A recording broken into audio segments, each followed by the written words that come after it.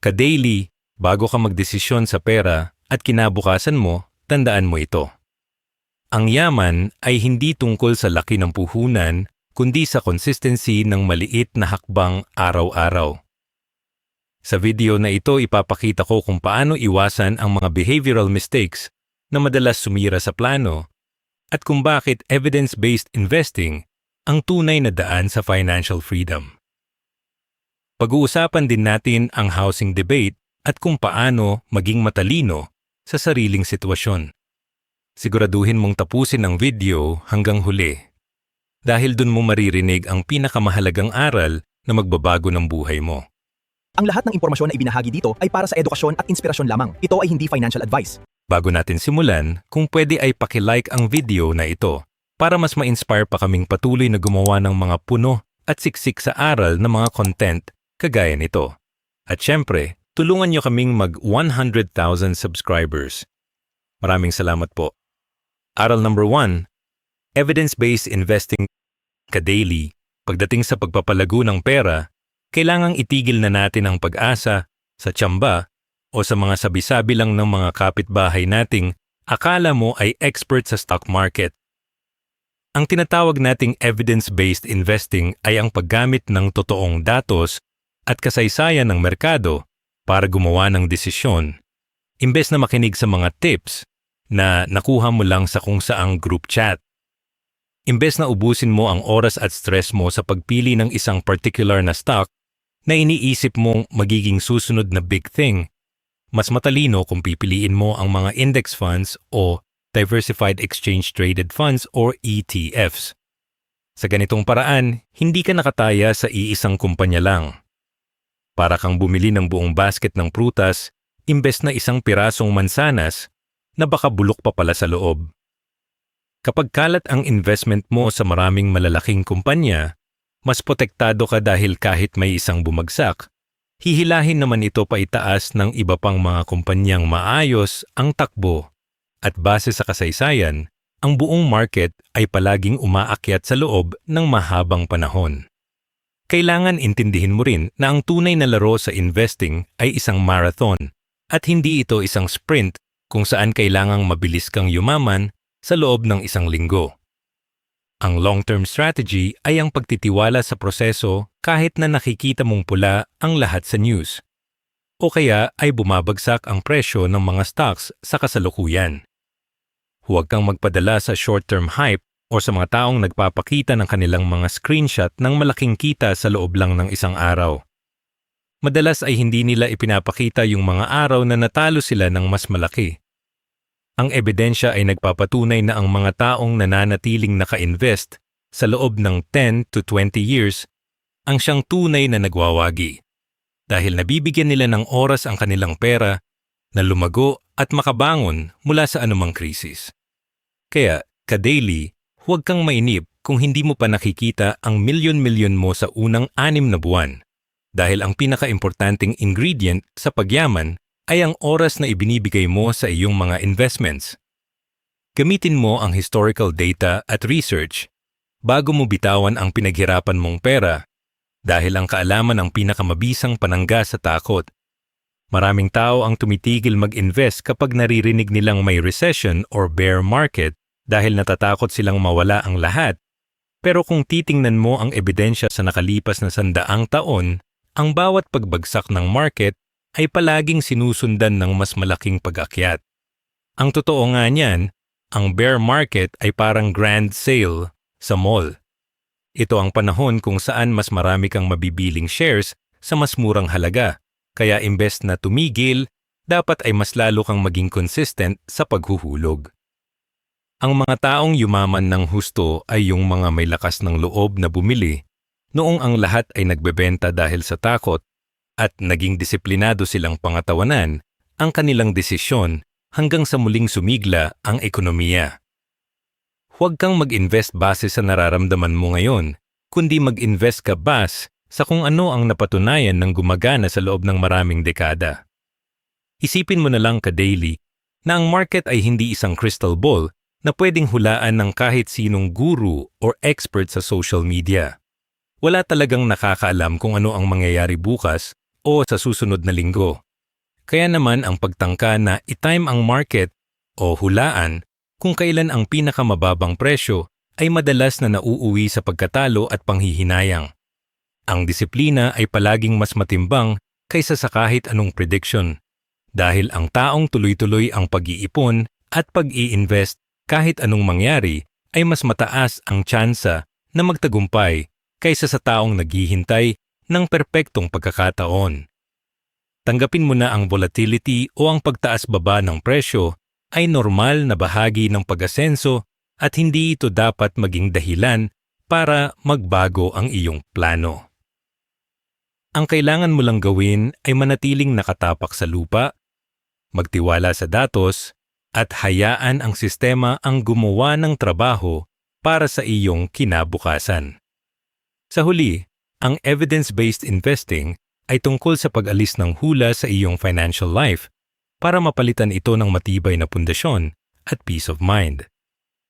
Hindi mo na kailangang magpuyat sa panonood ng mga charts o kabahan tuwing may balitang hindi maganda tungkol sa ekonomiya dahil alam mong ang iyong pera ay nakalagay sa mga subok na paraan.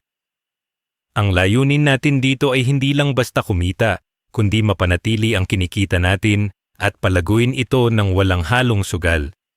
Ito ang tunay na paraan para makatulog ka ng mahimbing sa gabi habang ang pera mo ay dahan-dahang nagbubunga. Huwag kang maging biktima ng get-rich-quick schemes na walang basehan, kundi maging isang matalinong ka-daily na naniniwala sa sipag oras at sa katotohanan ng mga numero.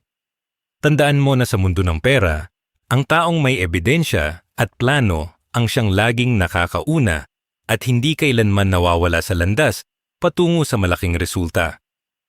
Aral number 2. Iwasan ang behavioral mistakes. Ka-daily, alam mo ba na ang pinakamalaking kalaban mo sa pagyaman ay hindi ang mababang sweldo o ang mahal na bilihin, kundi ang sarili mong emotion at ang mga desisyong ginagawa mo kapag nadadala ka ng hype. Siguradong naranasan mo na yung makakakita ka sa social media ng mga post tungkol sa isang bagong crypto coin o kaya ay isang stock na biglang to the moon ang presyo at bigla kang kakabahan dahil baka mapag-iwanan ka na or yung tinatawag nating fear of missing out or FOMO. Diyan nagsisimula ang disaster. Papasok ka sa isang investment nang hindi mo naiintindihan, ilalagay mo ang pinaghirapan mong pera dahil lang sa ingay ng iba. At kapag biglang bumagsak ang merkado, doon ka magpapanik at magbebenta ng palugi. Ang tunay na matalinong investor ay hindi sumasabay sa agos ng emotion ng karamihan, kundi nananatiling kalmado at rational dahil alam nila na ang pagyaman ay hindi isang karera kung sino ang unang makaka-jackpot, kundi kung sino ang may pinakamahabang pasensya. Madalas din tayong mabiktima ng tinatawag na impulsive buying o yung padalos-dalos na paggastos dahil lang sa panandaliang excitement o kaya naman ay stress drilling pagkatapos ng isang mahabang linggo sa trabaho. Kapag nakakita tayo ng sale o kaya ay limited offer, biglang nag-iiba ang takbo ng utak natin at pakiramdam natin ay nakakatipid tayo kahit ang totoo ay gumagastos tayo ng pera nga hindi naman sana natin ilalabas. Ka-daily, kailangang matutunan nating ihiwalay ang ating nararamdaman sa ating pitaka.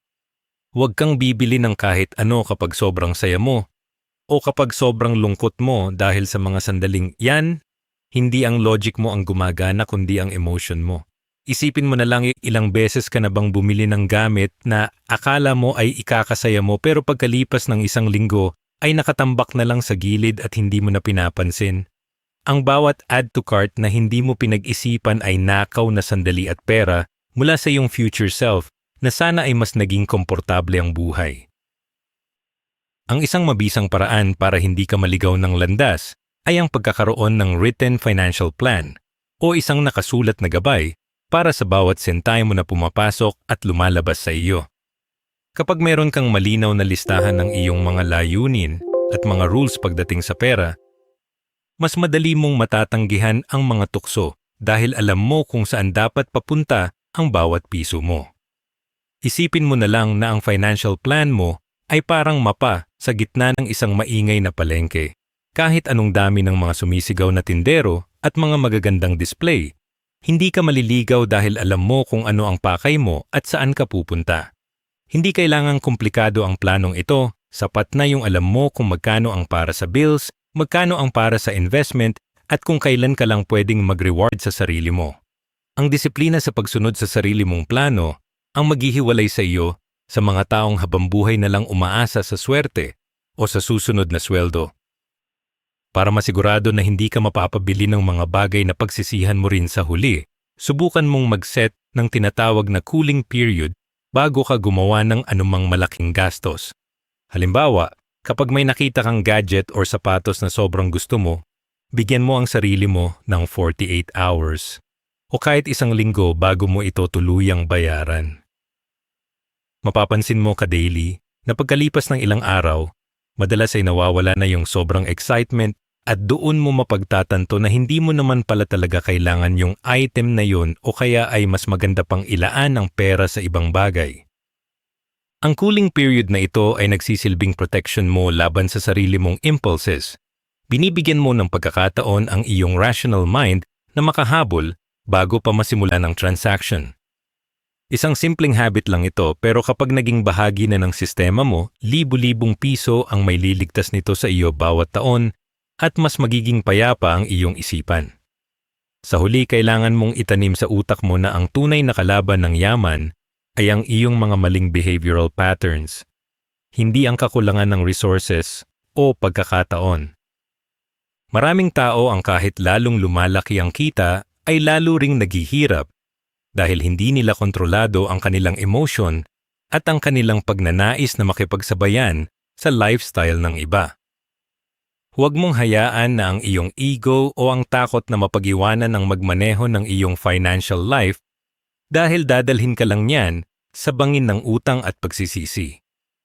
Ang pagiging mayaman ay hindi lang tungkol sa kung gaano karami ang pera mo sa bangko, kundi tungkol sa kung gaano ka kadisiplinado at kung gaano mo kakontrol ang iyong sarili sa harap ng mga tukso.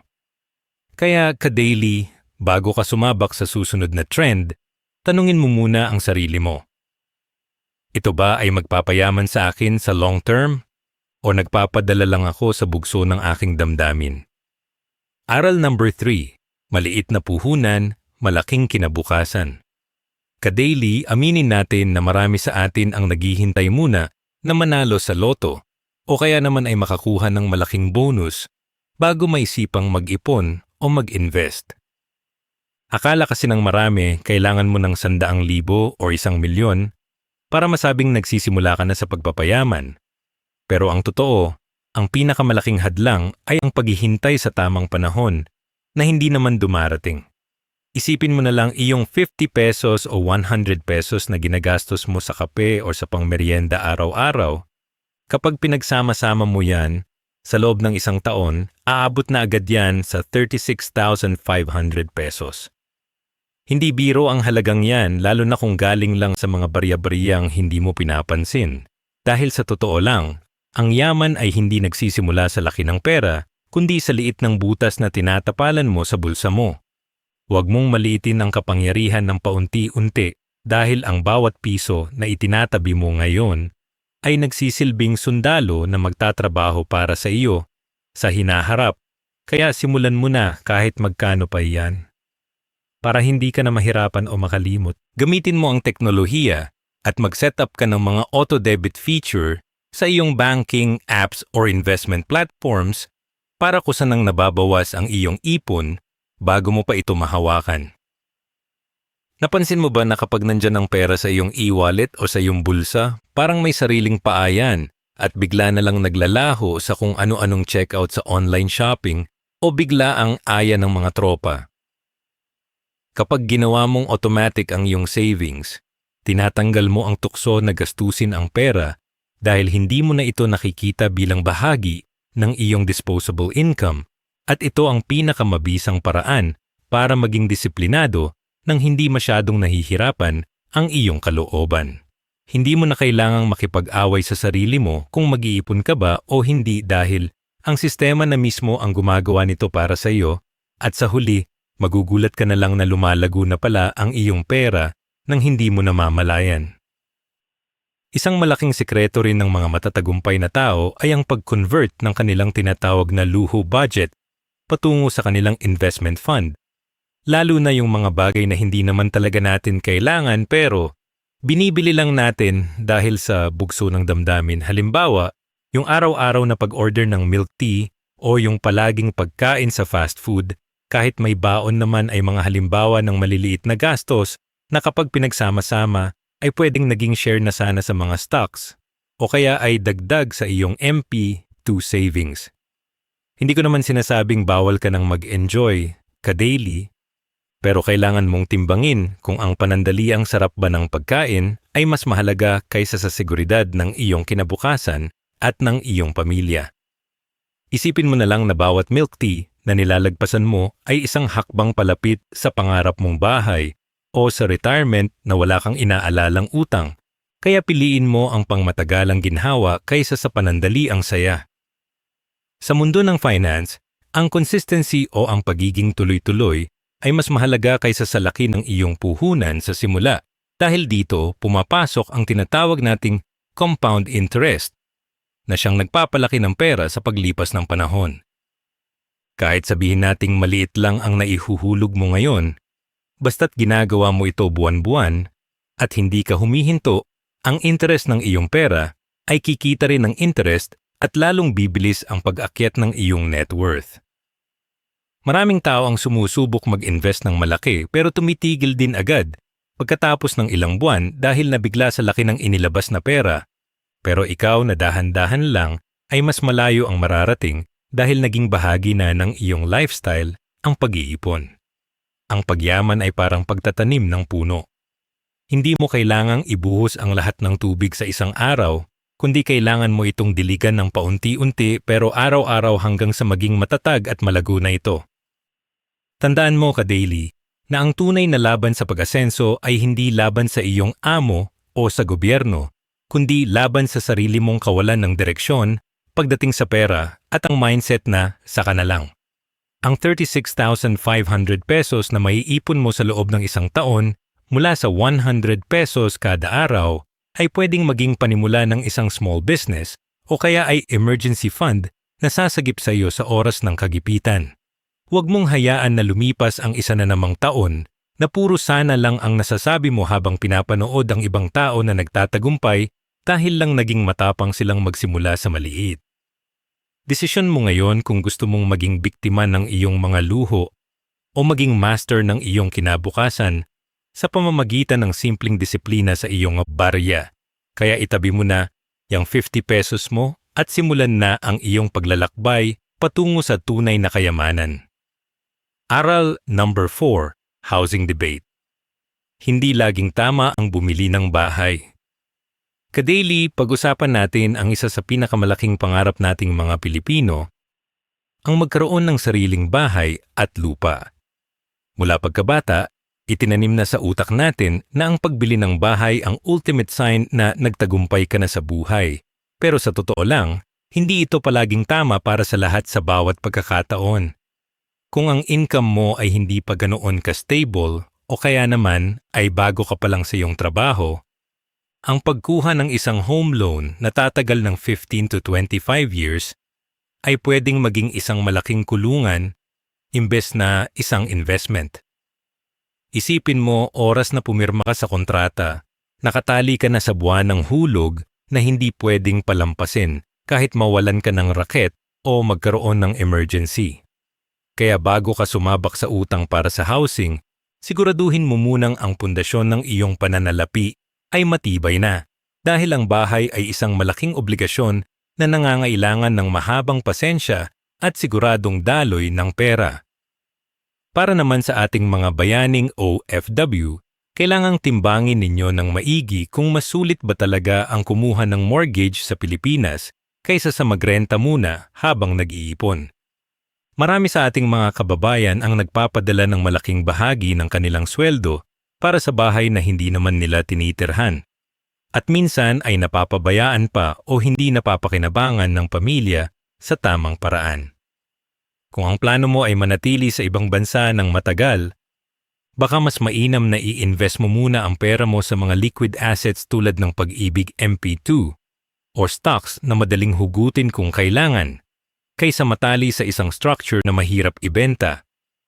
Ang renta ay hindi tapon na pera kung ito ay nagbibigay sa iyo ng kapayapaan ng isip at ang kakayahang ilaan ang iyong savings sa mga bagay na mas mabilis na magpapalago ng yaman mo habang wala ka pa sa bansa. Huwag kang magpadala sa pressure ng mga kamag-anak o sa nakikita mong post ng iba. Ang mahalaga ay kung ano ang makakabuti sa iyong long-term financial health bilang isang investor. Kung ikaw naman ay may pamilya na o nagpaplanong bumuo, isipin mo rin ang flexibility ng iyong location bago mo maisipang bumili ng permanenteng tirahan. Sa panahon ngayon na mabilis magbago ang takbo ng industriya, napakahalaga na kaya mong sumama kung nasaan ang oportunidad o kung saan mas malapit ang paaralan ng iyong mga anak nang hindi ka nahihirapang mag-dispose ng property. Kapag bumili ka agad ng bahay sa isang lugar na malayo sa trabaho, uubusin ng mahabang commute ang oras at enerhiya mo na sana ay ginagamit mo para sa side hustles o para sa quality time kasama ang mga mahal sa buhay. Ang flexibility ay isang uri ng yaman na madalas nating nakakalimutan. Ang kakayahang lumipat ng tirahan nang walang iniisip na mabigat na utang ay nagbibigay sa iyo ng leverage na humanap ng mas magandang sweldo o mas maayos na paligid. Siguraduhin mo na ang bahay na kukunin mo ay hindi magiging hadlang sa pag-unlad ng iyong career o sa paglago ng iyong kabuhayan. Saka mo na sabihing handa ka na sa housing asset kapag ang trabaho o negosyo mo ay talagang stable na at meron ka ng sapat na buffer para sa maintenance at mga unexpected expenses. Maraming nakakalimot na ang pagbili ng bahay ay simula pa lang ng gastos. Nandyan pa ang amilar, repair ng bubong, pintura at mga kung ano-anong bayarin na hindi mo naman iniisip kapag nangungupahan ka lang. Kung kaya mo nang bayaran ang amortization nang hindi nasasakripisyo ang iyong emergency fund at ang iyong daily needs, doon mo pa lang pwedeng ituring na asset ang iyong bahay. Ang pagiging homeowner ay isang lifestyle choice. Ito ay para sa comfort at seguridad ng pamilya. Pero hindi ito dapat ituring na automatic investment na agad na magpapayaman sa iyo. Ang tunay na yaman ay ang pagkakaroon ng control sa iyong pera. At kung ang bahay mo ang kumokontrol sa lahat ng kinikita mo, baka kailangan mong pag-isipan muli ang iyong strategy. Sa madaling salita, ka-daily, ang rule natin dito ay simple lang. Huwag mong hayaang maging pabigat sa iyong leeg ang pangarap mong bubong. Ang yaman ay hindi nasusukat sa ganda ng gate o sa laki ng bahay, kung ang loob naman nito ay puro stress, dahil sa mga unpaid bills at takot sa foreclosure. Maging praktikal tayo at tanggapin na may tamang panahon para sa lahat ng bagay. At kung sa ngayon ay mas mainam ang magrenta para mas mapalago ang iyong puhunan, huwag kang mahihiya dahil ginagawa mo yan para sa mas malaking result sa hinaharap. Ang importante ay meron kang plano at alam mo kung kailan ang tamang timing para sa iyo at sa pamilya mo base sa inyong tunay na kakayahan. Tandaan mo, ang bahay ay dapat magsilbing pahinga at hindi mitya ng iyong pagbagsak sa hirap, kaya piliin mong maging matalino kaysa maging mayaman sa paningin ng iba pero baon naman sa utang. Aral number 5, Financial Literacy. Bilang sandata. Ka-daily, sa panahon ngayon na ang bilis magbago ng lahat, ang pinakamalakas mong panangga laban sa hirap ay hindi ang swerte, kundi ang lawak ng iyong kaalaman pagdating sa pera.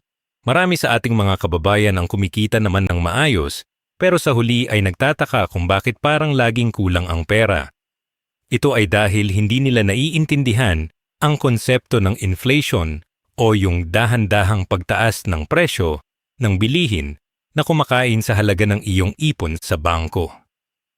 Kung ang pera mo ay nakatambak lang sa isang account na walang interes, sa totoo lang ay nalulugi ka. Dahil ang 500 pesos mo ngayon ay hindi na kasing dami ng mabibili nito sa susunod na 5 taon. Kailangan mong matutunan kung paano gumagalaw ang ekonomiya at kung paano mo mapoprotektahan ang iyong pinaghirapan mula sa volatility ng merkado dahil ang taong may alam ay hindi madaling matangay ng kaba tuwing may balita tungkol sa pagtaas ng presyo ng krudo o bigas. Ang isa pang mahalagang hakbang ay ang pagpili ng tamang source ng impormasyon. Sa dami ng napapanood natin sa internet, kailangang maging mapanuri ka at huwag basta-basta maniniwala sa mga TikTok hype na nangangako ng mabilisang yaman. Maglaan ka ng oras na magbasa ng mga legit financial books o manood ng mga YouTube channels na talagang may basehan ang sinasabi at hindi lang nagpapakita ng magarang sasakyan o lifestyle. Ang pag-aaral tungkol sa pera ay parang pag-aaral ng isang bagong wika. Sa simula ay nakakalito, pero kapag nakuha mo na ang logic sa likod ng investments at budgeting, mas magiging malinaw ang bawat desisyon mo. Huwag kang mahiya na magtanong o aminin na marami ka pang hindi alam, dahil ang tunay na mayaman ay yung walang tigil sa pagtuklas ng mga paraan kung paano mas mapapabuti ang kanilang kalagayan. Isipin mo na lang na ang bawat libro o video na tinatapos mo tungkol sa financial growth ay isang investment na walang sino man ang makakapagnakaw sa iyo. Hindi lang dapat ikaw ang maalam, ka-daily, kailangang magkaroon din kayo ng regular na family financial meeting kada buwan para lahat sa loob ng bahay ay nasa iisang direksyon. Ang pag-uusap tungkol sa pera ay madalas na nagiging sanhi ng away sa pamilyang Pilipino dahil ito ay itinuturing na tabu o nakakahiya. Pero kung gusto ninyong umasenso, kailangan ninyong maging tapat sa isa't isa tungkol sa inyong budget, utang, at mga pangarap. Kapag alam ng bawat miyembro ng pamilya ang tunay na sitwasyon, mas madaling magtulungan sa pagtitipid at mas naiiwasan ang mga unnecessary na gastos o hiling na hindi naman pasok sa budget. Ang transparency sa loob ng tahanan ay nagbubuo ng tiwala at nagbibigay ng inspirasyon sa lahat na magsikap dahil alam ninyong mayroon kayong iisang target na gustong marating.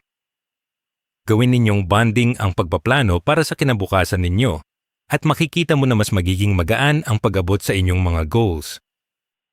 Napaka-importante rin na habang bata pa ang iyong mga anak ay turuan mo na sila ng basic saving habits at ang halaga ng pagtatrabaho para sa isang bagay na gusto nila. Imbes na ibibigay mo agad ang lahat ng hingin nila, ituro mo sa kanila kung paano mag-ipon sa alkansya o kung paano mag-budget ng kanilang baon para mabili ang paborito nilang laruan. Ang mga batang lumalaki na may disiplina sa pera ay mas mataas ang tsansa na maging financially independent pagdating ng araw at hindi na aasa pa sa iyong retirement fund. Ikaw ang nagsisilbing modelo nila, kaya kung nakikita nilang matalino ka sa paggastos at marunong mag-invest, dadalhin nila ang aral na yan habang buhay. Ang pinakamagandang pamana na maibibigay mo sa kanila ay hindi lang lupa o pera, kundi ang tamang mindset at kaalaman kung paano ito pamahalaan at palaguin ng tama. Sa huli, tandaan mo na ang knowledge equals power at sa mundo ng pananalapi ang taong hindi marunong ay laging talo at laging naiiwan sa huli.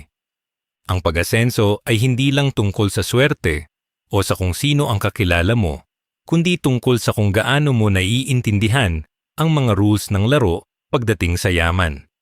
Huwag kang titigil sa pag-invest sa iyong sarili dahil ang utak mo ang pinakamahalagang asset na meron ka. Kahit mawala ang lahat ng material na bagay sa iyo, kung mayroon kang tamang financial literacy, madali mong mababawi ang lahat.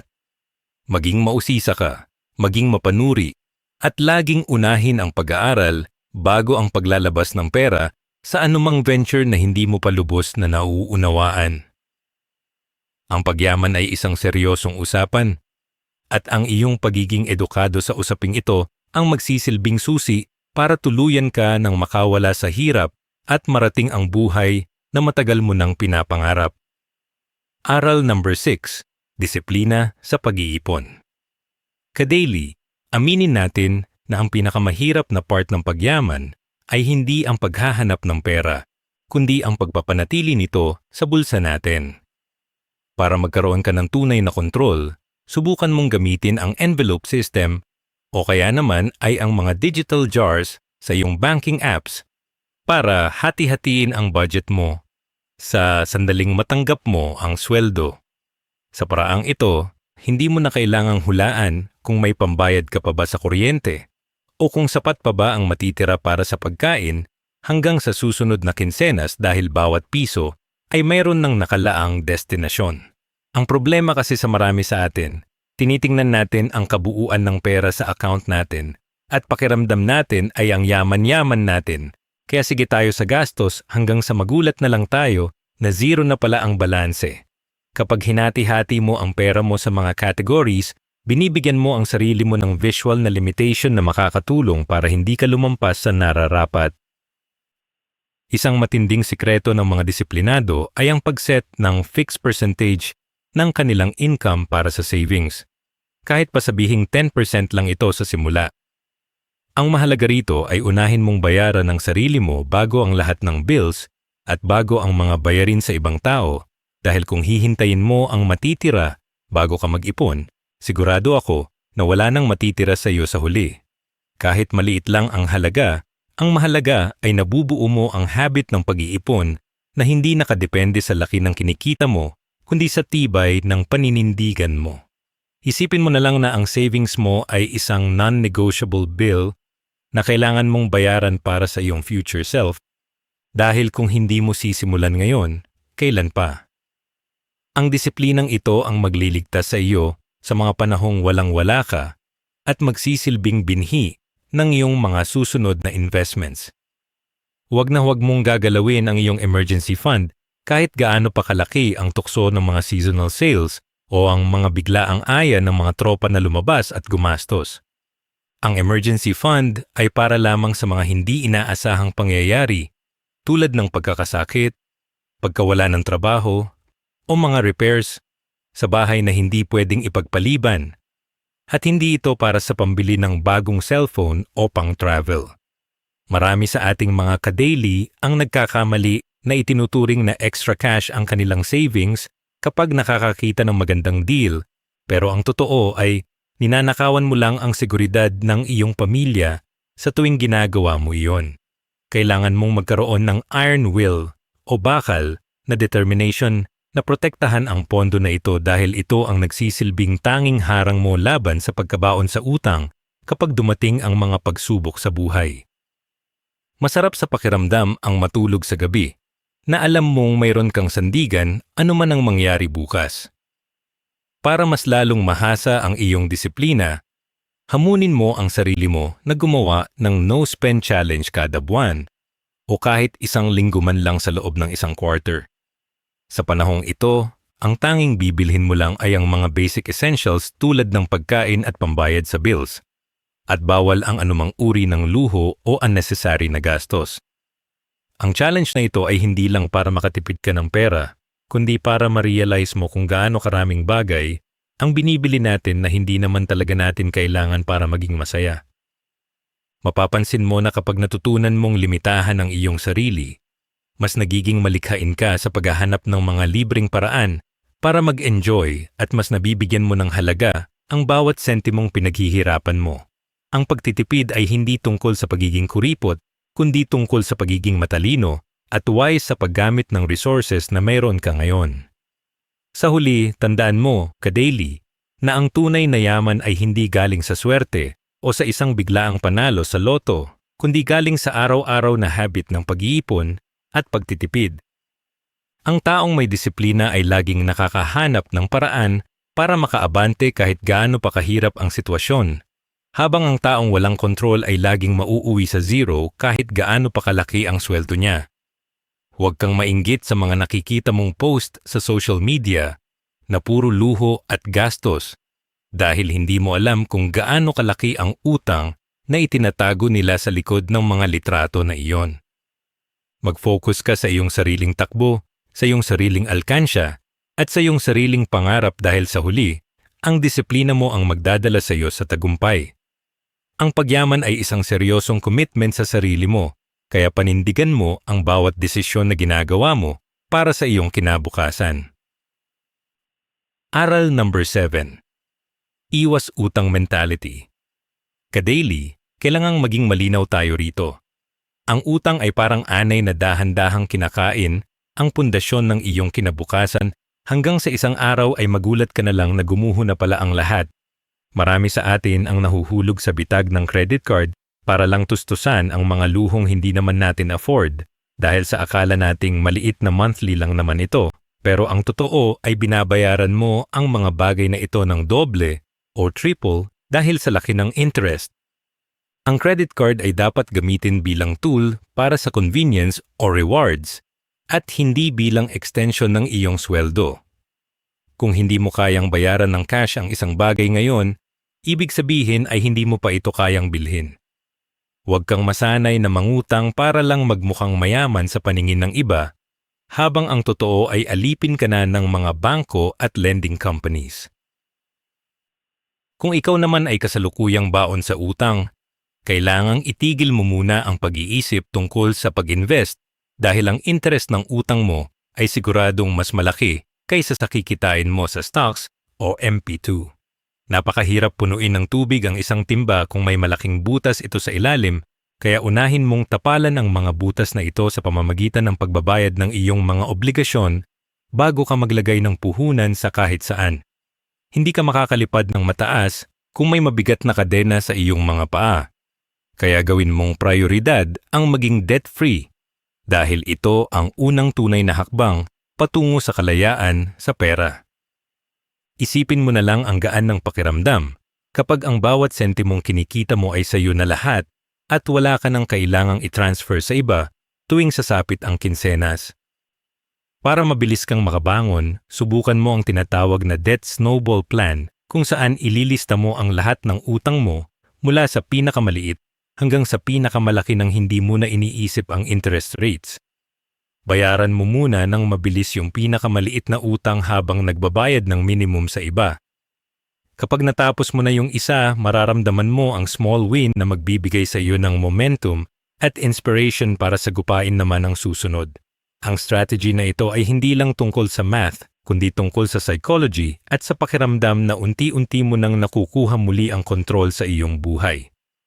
Kapag nakita mong nababawasan ang listahan mo, lalong gaganahan ang iyong loob na magtipid at maghanap ng paraan para tuluyan ng mabura ang lahat ng iyong mga pagkakautang.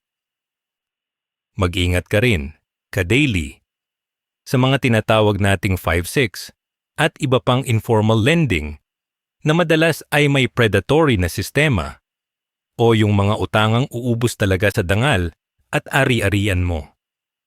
Ang mga ganitong uri ng utang ay idinisenyo para hindi ka na makalabas dahil sa sobrang taas ng interest na kahit magbayad ka araw-araw ay parang hindi nababawasan ang principal mo. Huwag kang papayag na maging biktima ng mga ganitong sistema dahil lang sa kagustuhang makakuha ng mabilis na pera. Mas mabuti nang magtiis sa simpleng pagkain kaysa magpalamon sa sistema ng mga loan sharks. Turuan mo rin ang iyong pamilya na huwag basta-basta lumapit sa mga ganitong klasing tao para hindi kayo sabay-sabay na malunod sa problema na pwedeng iwasan sa pamamagitan ng tamang kapaplano. Tandaan mo na ang utang ay itinuturing na invisible tax sa iyong kinabukasan dahil bawat piso na ibinabayad mo sa interest ay pisong ninakaw mo mula sa iyong retirement o sa pag-aaral ng iyong mga anak.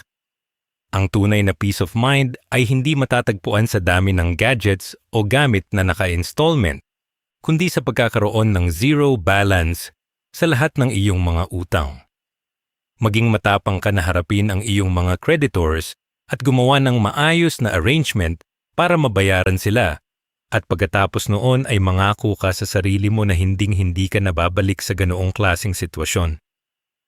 Ang pagyaman ay nangangailangan ng malinis na simula at ang pag-iwas sa utang mentality ang siyang magsisilbing proteksyon mo para manatiling diretso ang iyong landas patungo sa malaking result na inaasam mo. Aral number 8, Side Hustle. Bilang pangdagdag. Ka-daily, aminin natin na sa taas ng bilihin ngayon, minsan ay talagang kulang ang sweldo kahit anong pagtitipid ang gawin natin. Dito na pumapasok ang diskarte ng pagkakaroon ng side hustle para madagdagan ang iyong income nang hindi ka lang umaasa sa iisang source. Sa panahon natin ngayon, napakaraming online freelancing gigs tulad ng writing, graphic design, o pagiging virtual assistant na pwedeng gawin sa loob ng bahay gamit lang ang internet. Ang kagandahan sa side hustle ay hindi mo kailangang iwan ang main job mo. Kailangan mo lang ilaan ang iyong free time. Yung oras na sana ay ginugugol mo sa pag-scroll sa social media. Para kumita ng extra. Isipin mo na lang, kung makakakuha ka ng racket na magbibigay sa iyo ng extra 5,000 or 10,000 pesos kada buwan, napakalaking tulong na niyan para mapabilis ang pag-ipon mo sa iyong investments o pambayad sa iyong mga bills. Gamitin mo ang mga skills na meron ka na para kumita sa labas ng iyong regular na trabaho dahil siguradong meron kang kayang gawin na handang bayaran ng ibang tao. Kung magaling kang mag-ayos ng computer, magluto ng masasarap na ulam, o kaya ay mahusay kang mag-tutor ng mga bata, huwag mong hayaang masayang ang talentong yan. Maraming ka-daily natin ang nagsisimula sa maliit na sideline na kalaunan ay nagiging main business na nila dahil naging masigasig sila sa pag-aalok ng kanilang serbisyo sa mga kakilala at sa komunidad. Ang bawat skill na natutunan mo sa buhay ay isang asset na pwedeng i-monetize. Kaya huwag kang mahihiyang ipakita sa mundo kung ano ang kaya mong gawin. Ang pagiging madiskarte ay hindi nakakahiya. Ang nakakahiya ay yung nakikita mo nang nahihirapan ang pamilya mo pero wala kang ginagawang paraan para madagdagan ang inyong kabuhayan. Isa pang magandang paraan para kumita ay ang paggawa at pagbebenta ng mga digital products tulad ng mga e-books, online courses, o kahit mga templates na pwedeng pakinabangan ng iba. Ang kagandahan sa digital products ay gagawin mo lang ito ng isang beses, pero pwede mo itong ibenta ng paulit-ulit sa maraming tao nang walang iniisip na inventory o shipping costs. Kung meron kang expertise sa isang bagay, halimbawa ay sa pagmamanage ng budget o sa pag-aalaga ng halaman, pwedeng-pwede mo itong i-package bilang isang digital product na makakatulong sa ibang tao habang kumikita ka ng passive income. Ito ang tinatawag nating scalable na income dahil habang natutulog ka, pwedeng may bumibili ng produkto mo sa internet at pumapasok ang pera sa account mo. Huwag mong limitahan ang sarili mo sa physical labor lang. Gamitin mo rin ang iyong utak para makabuo ng mga bagay na may value sa market. Kung hindi mo naman hilig ang online world, pwede ka ring magsimula ng small business na low capital lang ang kailangan, gaya ng pagtitinda ng pagkain sa inyong barangay, o kaya ay pagpasok sa thrift shop o ukay-ukay business. Ang susi sa ganitong klaseng side hustle ay ang paghahanap ng pangangailangan sa iyong paligid at ang pagbibigay ng solusyon doon sa abot kayang halaga. Huwag mong isipin na kailangan mo agad ng malaking pwesto o maraming tauhan. Simulan mo sa kung ano ang meron ka at palaguin mo ito nang dahan-dahan gamit ang kinikita mong profit. Ang pagkakaroon ng negosyo kahit gaano pa kaliit ay nagtuturo sa iyo ng disiplina, tamang pakikitungo sa tao, at kung paano talaga gumagalaw ang pera sa totoong mundo. Ang bawat benta na nakukuha mo ay dagdag na bala para sa iyong financial freedom, kaya maging matiyaga ka sa pag-aalaga ng iyong munting negosyo. Sa huli, tandaan mo na ang layunin ng pagkakaroon ng side hustle ay hindi lang para mapagod ka sa pagtatrabaho, kundi para magkaroon ka ng dagdag na puhunan para sa iyong mga investments. Huwag mong gamitin ang kinikita mo sa sideline para lang itaas ang iyong lifestyle o pambili ng mga bagong gamit na hindi mo naman kailangan. Ituring mo itong growth fund na diretso dapat sa iyong savings o business expansion. Ang taong may maraming sources of income ay mas protektado laban sa anumang krisis sa ekonomiya dahil kung sakaling mawala ang isa, mayroon pa siyang ibang sandigan. Maging malikhain ka ka-daily at huwag matakot sumubok ng mga bagong paraan para kumita dahil ang sipag na may kasamang diskarte ang pinakamabilis na tiket mo patungo sa yaman. Ang pag-asenso ay para sa mga taong handang mag-extra effort ngayon para sa mas masarap na buhay bukas. Aral number 9. Asset Protection. Ka-daily, hindi sapat na marunong kang kumita at mag-ipon.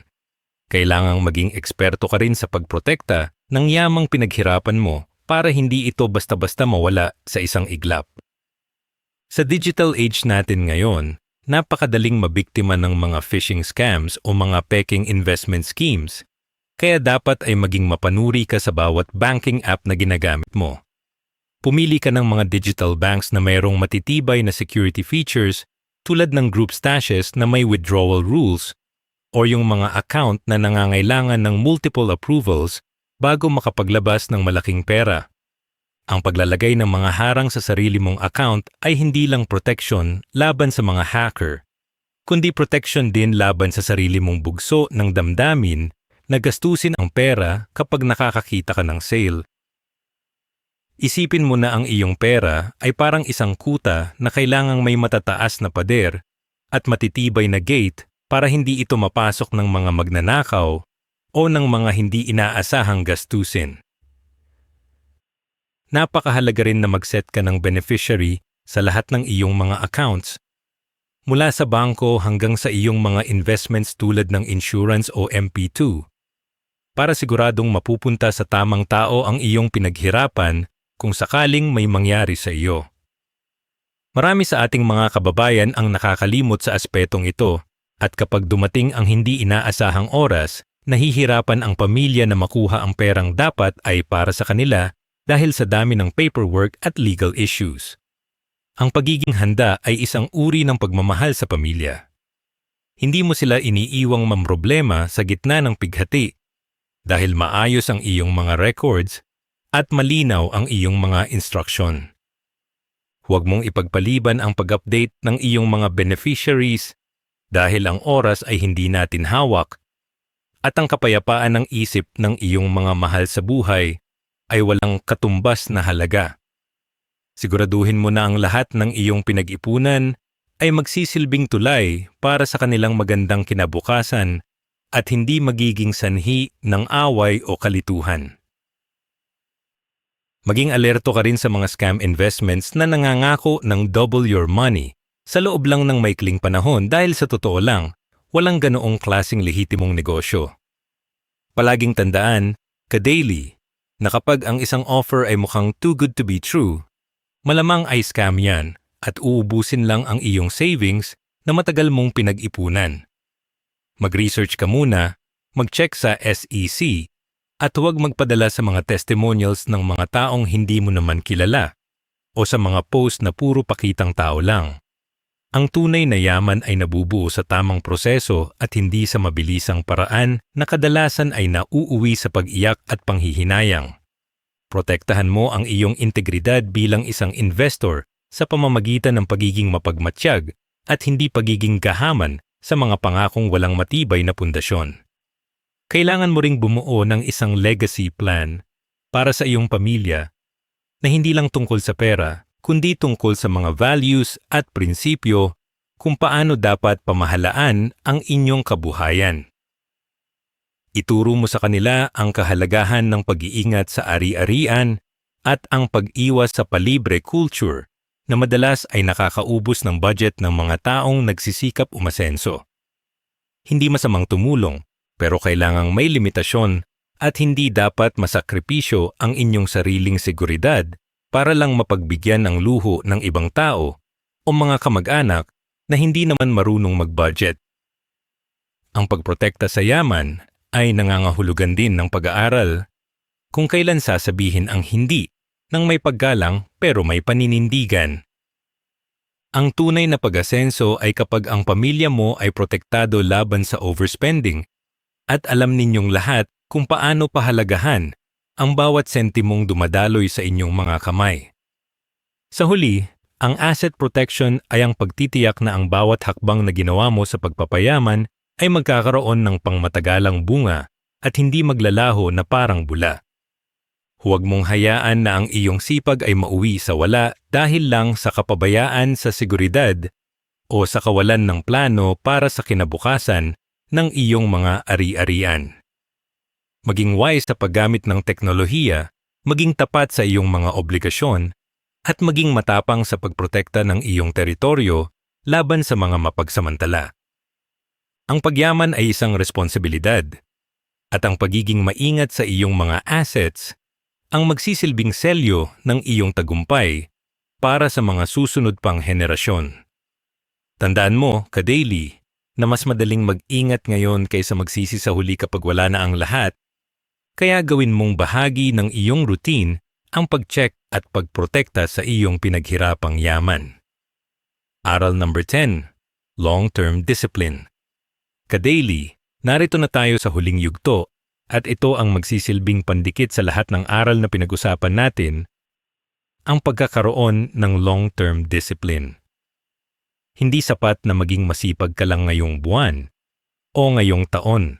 Ang tunay na pagyaman ay nangangailangan ng paninindigan na tumagal ng 5 to 10 years o higit pa para makita ang tunay na bunga ng iyong mga sakripisyo. Kailangan mong mag-set ng malinaw na financial goals na hindi lang hanggang bukas, kundi hanggang sa pagtanda mo at ng iyong pamilya. Isipin mo kung nasaan ka na dapat pagkalipas ng isang dekada. May sarili ka na bang negosyo? Bayad na ba ang iyong bahay? O lumalago na ba ang iyong investments ng kusa? Kapag meron kang malinaw na target sa hinaharap, mas madali mong matitiis ang mga panandaliang hirap ngayon dahil alam mong may malaking reward na naghihintay sa iyo sa dulo ng iyong paglalakbay. Gumawa ka ng konkretong timeline para sa iyong savings, investments, at maging sa iyong housing plan para hindi ka lang basta nangangarap sa hangin, kundi may sinusunod na roadmap. Ang disiplina sa mahabang panahon ay nangangahulugan na kahit anong ingay ng mundo o kahit anong pagbabago sa ekonomiya, hindi ka basta-basta lilihis sa iyong plano. Maraming tao ang magaling lang sa simula, yung tinatawag nating ningas-kugon. Pero pagkalipas ng ilang buwan ay bumabalik din sa dating gawi at tinatapon ang lahat ng nasimulan nilang progreso. Huwag kang maging ganoon, ka-daily. Panatilihin mo ang apoy ng iyong determinasyon at laging balikan ang dahilan kung bakit mo ito ginagawa sa tuwing nararamdaman mo na napapagod ka na o gusto mo nang sumuko.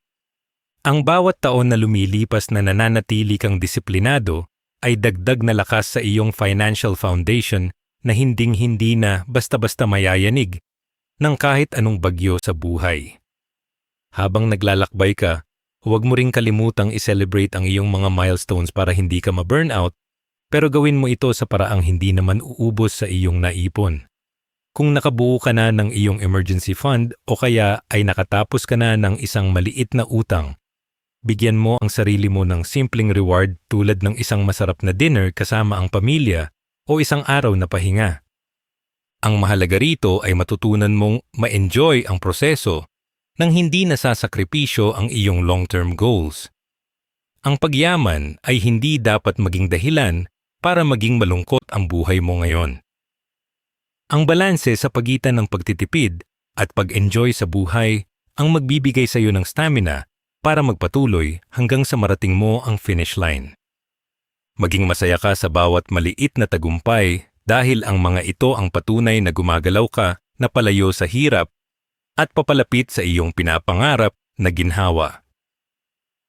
Isa sa pinakamalaking kalaban ng long-term discipline ay ang tinatawag nating lifestyle creep or yung ugali na kapag tumataas ang income ay itinataas din natin ang ating gastos para maging level up sa paningin ng iba. Ka-daily, ito ang trap na nagpapabagsak sa maraming kumikita na ng malaki. Huwag mong hahayaan na dahil lang na-promote ka o lumago ang business mo, ay kailangan mo na ring bumili ng mas mahal na sasakyan o lumipat sa mas mamahaling subdivision kung hindi pa naman talaga kailangan. Panatilihin mo ang iyong simpleng pamumuhay habang pinalalago mo ang iyong net worth. Dahil ang tunay na yaman ay hindi nasusukat sa kung ano ang ipinapakita mo sa labas, kundi sa kung ano ang tunay na pag-aari mo sa loob ng iyong bank account at investments. Ang pag-iwas sa lifestyle creep ang magbibigay sa iyo ng mas maraming bala para mas mabilis na maabot ang iyong financial independence ng walang stress. Sa huli, lagi mong itanim sa iyong isipan na ang tunay na pagyaman ay isang marathon at hindi isang sprint. Hindi ito karera kung sino ang unang makakabili ng bagong gamit, kundi kung sino ang mananatiling nakatayo at matatag pagdating ng panahon. Ang disiplina mo sa loob ng maraming taon ang magiging pinakamahalagang legacy na maiiwan mo sa iyong mga anak at sa iyong komunidad dahil ipinakita mo na posible ang umasenso sa pamamagitan ng tiyaga at tamang mindset. Huwag kang mainip sa bagal ng paglago dahil ang pinakamagandang puno ay yung matagal bago lumaki pero matibay at malalim ang ugat. Magtiwala ka sa iyong sarili, magtiwala ka sa iyong sistema, at higit sa lahat, magtiwala ka na bawat sentimo at bawat araw ng disiplina mo ay magbubunga ng isang buhay na punong-puno ng seguridad, kalayaan at tunay na kayamanan. Tuloy-tuloy lang tayo ka-daily dahil ang tagumpay ay para sa mga taong hindi marunong sumuko sa kanilang pangarap. Ka-daily, ang paglalakbay natin sa 10 aral na ito ay hindi lamang tungkol sa numero o sa dami ng pera sa bangko, kundi tungkol sa pagbuo ng bagong pagkatao na may matinding disiplina at malinaw na pananaw sa kinabukasan. Tandaan mo na ang tunay na yaman ay nabubuo sa bawat desisyon mong piliin ang iyong pangarap kaysa sa panandaliang luho, sa pag-iwas sa utang, at sa patuloy na pag-aaral kung paano pa itakbuhin ang pera para sa iyo.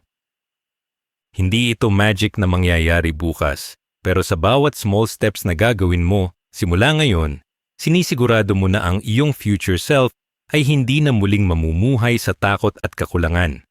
Maging matiyaga ka, manatiling nakatapak sa lupa, at huwag kang susuko kahit gaano pa kabagal ang usad sa simula.